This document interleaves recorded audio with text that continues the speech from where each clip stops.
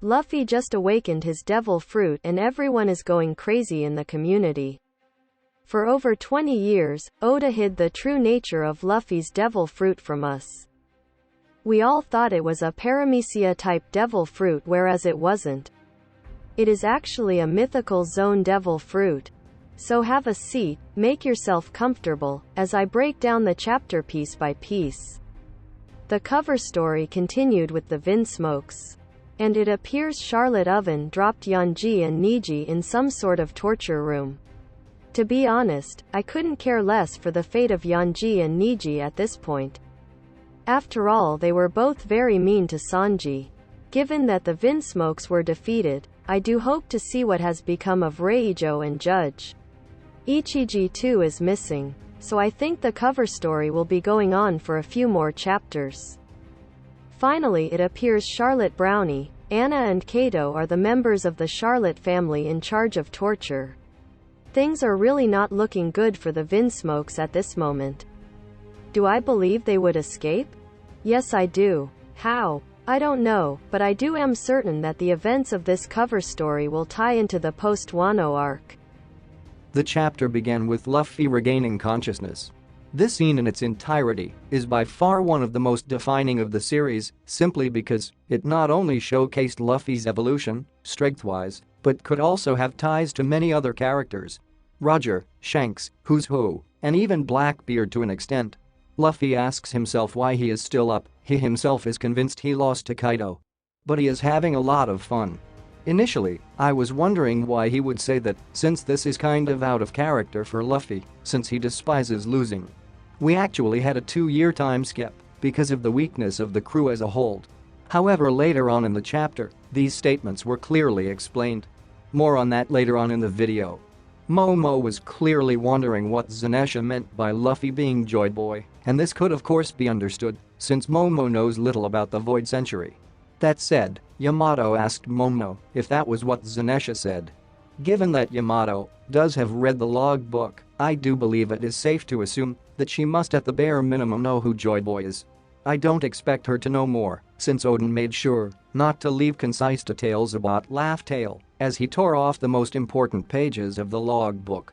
Luffy's return was noticed literally by almost all those whom I do believe have a mastery over observation haki. Their faces clearly depicted surprise and intrigue.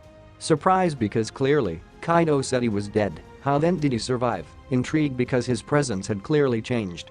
I still am wondering if Oda intended to use this scene to show all those who have a mastery of observation haki. I would therefore have loved to see Usopp react, since his observation haki seemed to be superior to those of the standard users. Also, if that was Oda's intention, then clearly Tama and Nami are not observation haki users. Either way, I really want to see what the other Straw Hat members are up to at this point. Now to the juicy part of the chapter. Panning off to Marajwa, we got amazing details about Luffy's fruit from the most reliable of sources. I won't talk about the ramifications of this reveals in this video for the story moving forward, but we'll save that for another video. The Gandhi look-alike Gorosei member said that the world government has always been trying to get their hands on the rubber fruit for over 800 years, but have always failed to get their hand on it. They even went a step further, talking about zones having a will of their own. I objectively think that the rubber fruit has been evading them because the will of the fruit is intrinsically tied to freedom, which we know the world government is constantly fighting against. So it turns out Luffy's devil fruit is not a paramecia, but a mythical zone, human model sun god Nika. With this based on Zenesha's statements, we could clearly confirm that Joy Boy and Nika are clearly the same person, and that Joy Boy also ate this fruit over 800 years ago. As for the powers, well, the user's body gains the innate properties of rubber in combat and are only limited by their imagination. We moved on to Hiyori and Irachi. As usual, the double-tongued Irachi was looking for a way to slither his way out of trouble. Unable to die via decapitation, he had thus been handicapped by sea stone nails that Hiyori had prepared. Unable to move, he tried to pin the blame on Kaido for all that had happened and was not willing to take responsibility for his crime. Hiyori did set things straight, and thus we got a brief flashback showing us a few good memories Hiyori had with Oden. And this clearly showed us how important Oden's family was for him during those hard times. Orochi, who is said to be a samurai, has disrespected the samurai for way too long, and I think he is of course beyond redemption. That said, I think Oda handled his case in a rather interesting way. We know that the members of the Kurozumi clan were constantly being targeted and killed, which is why Orochi wanted revenge. If Hiyori had killed him, what good would it have done? If the Kozuki had tainted their hands with Kurozumi blood, the cycle of hate would just have continued. Therefore, I think, in some ways the Kozuki are slightly responsible for what had been happening.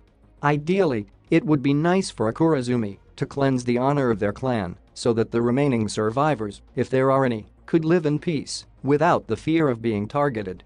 Kanjuro's Kanzenbo returned, and the lying snake quickly showed us his real color, ordering the Kanzenbo to burn Hiyori to crisps. Rather than obey the order, the Kanzenbo closed in on him and started burning him. Could this be Oda's way of redeeming Kanjuro? Only time will tell.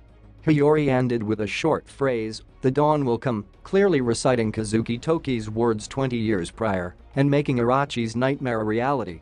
Now Luffy emitted a large wave of Conqueror's haki from the roof, which knocked out many of Kaido's subordinates below. Then sent in a massive arm that caught Kaido and pulled him back up. This scene was very similar to when Luffy clearly used Gear 3 for the first time. His new battle style was both comical as well as intriguing, as he seemed capable of literally anything. The manner in which he utilized his body was quite different from what he has shown us before. A couple of important points made by Luffy were that Gear 5 was his peak, definitely meaning this was the best he could do. Also, he said he can fight a little longer, so I do expect this final round to be very short as well, since both parties have received considerable amounts of damage. Finally, I enjoyed Kaido smiling and apologizing for having won the last round in a rather unpleasing way, to which Luffy wasn't bothered. His new abilities clearly showcased influence on the environment, as he was able to return a Boro breath from Kaido back to him simply by grabbing the floor and using it as some sort of bat to deflect the attack and return it back to Kaido.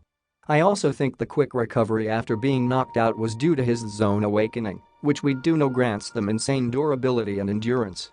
This would mean his Devil Fruit has showcased properties of both Paramecia and Zone Awakenings. Finally, the Red Hawk could be the final nail in the coffin, clearly showing us that his Devil Fruit Awakening could showcase abilities of Paramecia, Zone and even Logia types, similar to that of Kaido. The appearance change was cool, and I was not surprised about the curly eyebrows, since it must have something to do with the lineage factors. I think this was made obvious in the whole Cake Island arc. Finally, the eyes. It is becoming more or less clear that Oda is hiding something as far as those eyes are concerned. Also, I think there are still a couple of things Kaido can still do. Let us not forget that he hasn't used his awakening yet. Therefore, I do hope his is also as impressive, since he too is a mythical Zone Devil Fruit user. Kaido did talk about Joy Boy once, so it is possible that the will of his mythical Zone too has been waiting for Joy Boy. I do believe we will learn a little more about Joy Boy from Kaido, as well as Rocks and his past. Well, those were my thoughts. Let me know yours in the comment section. As usual, I am your host Sean. If you do like this kind of content, please be sure to smash the like button and subscribe to the channel.